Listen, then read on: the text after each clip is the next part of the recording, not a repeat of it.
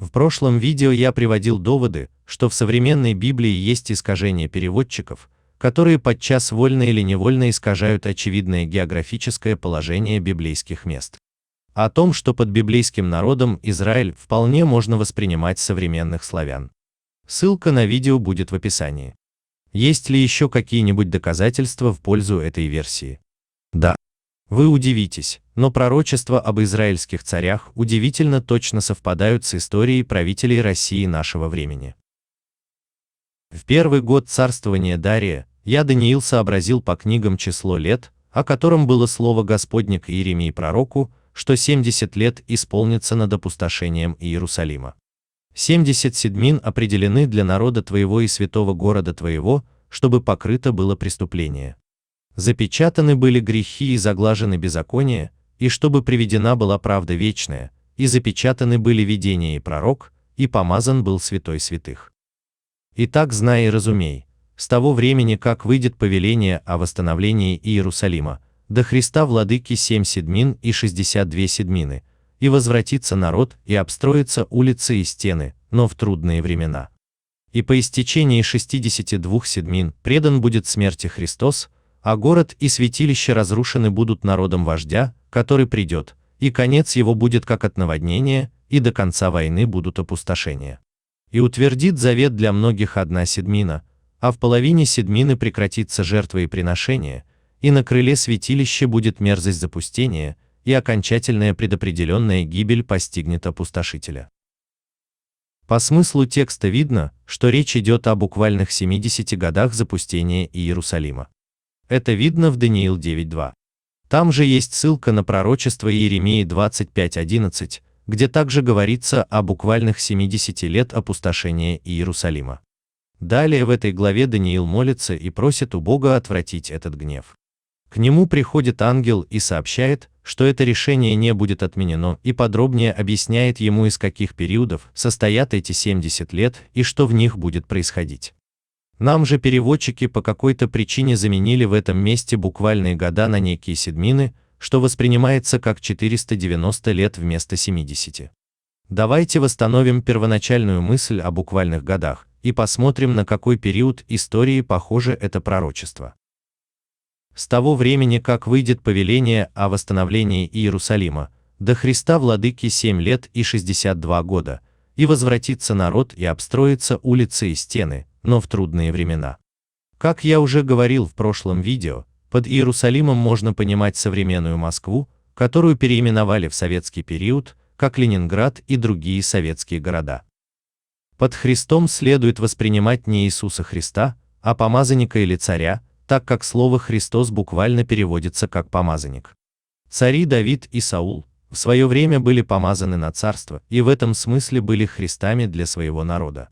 Итак, Москва была восстановлена в качестве столицы России, конкретно в данном случае Советского Союза, в декабре 1922 года. Прибавляем 62 года, получается 1984-85 года, время прихода Христа Владыки. Вероятно, имеется в виду освободитель от этого 70-летнего духовного запустения. Это удивительно совпадает с приходом к власти Михаила Горбачева, который запомнился реформами Советского Союза, приведшими к освобождению России от коммунистической идеологии. Прибавляем еще 7 лет, получаем 1991-92 года, распад Советского Союза и окончание преследования христиан в России. И до истечения 62 лет предан будет смерти Христос. До 1922 года, а именно как сейчас считается в 1918 году, был казнен российский император Николай II. Вновь удивительное совпадение. От себя добавлю, что на мой взгляд о Николае II также говорится в Откровении 11:8. И трупы их оставят на улице великого города, который духовно называется Содом и Египет, где и Господь наш распят. В прошлом видео я приводил доказательства, что под двумя свидетелями, которых убьют и не дадут похоронить, следует понимать памятник Минину и Пожарскому, который был установлен перед храмом в советский период. Именно тогда же была осуществлена казнь российского императора Господа нашего, в смысле государя нашего, и очень даже может быть, что именно в Москве, как и говорится в пророчестве. В половине седмины прекратится жертва и приношение, и на крыле святилища будет мерзость запустения. Половина седмины 7 лет – это 3,5 года. Отсчитываем от 1922, получаем 1918. И вновь удивительное совпадение. Именно в 1918 году начали проводить военные парады на Красной площади. Ранее на этом месте был внешний двор Иерусалимского храма, или как он сейчас называется, храм Василия Блаженного. Получается, закрыли храм, перестали проводить в нем службы, и на его внешнем дворе, на крыле, стали проводить военные парады. Почему под мерзостью запустения следует понимать именно военные парады, видно из Даниила 11:31. Там вновь упоминается эта ситуация, и звучит это так. «И поставлена будет им часть войска, которая осквернит святилище могущества, и прекратит ежедневную жертву, и поставит мерзость запустения». Как видно из истории, речь здесь идет о Владимире Ленине. Именно при нем был закрыт храм, казнен император, поставлена часть войска или начаты военные парады на Красной площади. Есть ли еще какие-либо совпадения с российской историей в пророчестве Даниила? Да. Вы удивитесь, но пророчества из 11 главы очень точно совпадают с советским периодом России. «И отправится он в землю свою с враждебным намерением против Святого Завета, и он исполнит его, и возвратится в свою землю». Под Святым Заветом в данном случае следует понимать Священный Союз, соглашение, заключенное в 1815 году между Россией, Пруссией и Австрией. В нем, среди прочего, подчеркивалось божественное происхождение монархической власти и необходимость сохранять такой порядок управления странами. Что сделал Ленин? Вернувшись в Россию, он участвовал в революции и свержении монархической власти в России. По сути, вернулся с враждебным намерением против Святого Завета и исполнил свое намерение. Что говорится об этом правителя дальше? «И будет поступать царь тот по своему произволу, и вознесется и возвеличится выше всякого божества, и о Боге богов станет говорить хульное, и будет иметь успех, доколе не совершится гнев, ибо что предопределено, то исполнится. И о богах отцов своих он не помыслит, и даже божества никакого не уважит, ибо возвеличит себя выше всех. Но Богу крепостей на месте его будет он воздавать честь, и этого Бога, которого не знали отцы его, он будет чествовать золотом и серебром, и дорогими камнями, и разными драгоценностями, и устроит твердую крепость с чужим Богом. Которые признают его, тем увеличит почести и даст власть над многими, и землю раздаст в награду». Как видим, предсказание об отвержении прежней христианской религии в России и замена ее на новую, которую не знали отцы его, коммунистическую идеологию, в точности исполнилось. Далее в пророчестве предсказываются многочисленные вооруженные конфликты царя Северного СССР, в том числе Вторая мировая война, а также рост сферы влияния коммунизма, в том числе на бывшие части Российской империи и Восточную Европу, образно прекраснейшую из земель. Вот как звучит это пророчество. «Под конец же времени сразится с ним царь Южный, и царь Северный устремится, как буря, на него с колесницами, всадниками и многочисленными кораблями, и нападет на области, наводнит их, и пройдет через них. И войдет он в прекраснейшую из земель, и многие области пострадают и спасутся от руки его только Едом, Моав и большая часть сынов Амоновых. И прострет руку свою на разные страны, не спасется и земля египетская.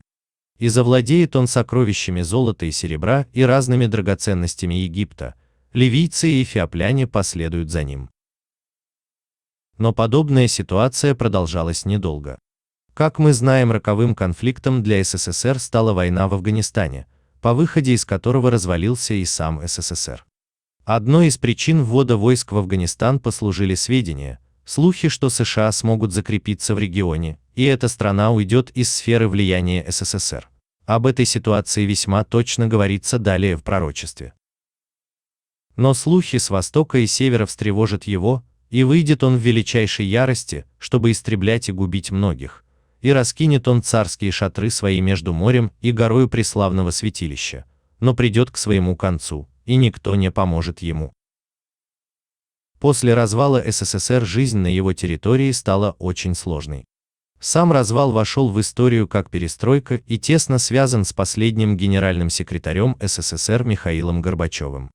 Эта мысль прослеживается далее в пророчестве. «И восстанет в то время Михаил, князь великий, стоящий за сынов народа твоего, и наступит время тяжкое, какого не бывало с тех пор, как существуют люди, до сего времени». Судьба так распорядилась, что когда я оказался во главе государства, уже было ясно, что со страной неладно. Всего много – земли, нефти и газа, других природных богатств. Да и умом и талантами Бог не обидел, а живем куда хуже, чем в развитых странах, все больше отстаем от них. Вот почему я ни разу не пожалел, что не воспользовался должностью генерального секретаря только для того, чтобы поцарствовать несколько лет. Считал бы это безответственным и аморальным.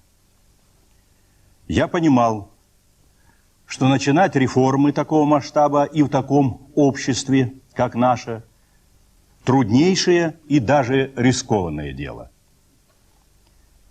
Но и сегодня я убежден в исторической правоте демократических реформ, которые начаты весной 1985 года. Общество получило свободу, раскрепостилось политически и духовно, и это самое главное завоевание, которое мы до конца еще не осознали. Тем не менее, проделана работа исторической значимости. Ликвидирована тоталитарная система, лишившая страну возможности давно стать благополучной и процветающей. Жизненно важным мне представляется сохранить демократические завоевания последних лет. Они выстраданы всей нашей историей, нашим трагическим опытом. Мы наследники великой цивилизации, и сейчас от всех и каждого зависит, чтобы она возродилась к новой, современной и достойной жизни. На Михаила Горбачева, как на седьмого и последнего правителя коммунистического багряного зверя, также указывает пророчество из Откровения 13:3. «И видел я, что одна из голов его как бы смертельно была ранена, но эта смертельная рана исцелела». В данном случае, вероятно, имеется в виду внешний признак этого правителя. Родимое пятно очень похоже на исцелевшую рану на голове. Какие пророчества о России еще остались неисполненными? Одно из ближайших о великом и справедливом правителя, который получит власть в недалеком будущем и будет править долгое время. «Видел я тогда, что за изречение высокомерных слов, какие говорил Рок, зверь был убит в глазах моих, и тело его сокрушено и предано на сожжение огню. И у прочих зверей отнята власть их, и продолжение жизни дано им только на время и на срок. Видел я в ночных видениях, вот с облаками небесными шел как бы Сын Человеческий, дошел до ветхого днями и подведен был к нему. И ему дана власть, слава и царство, чтобы все народы, племена и языки служили ему. Владычество его, владычество вечное, которое не придет, и царство его не разрушится.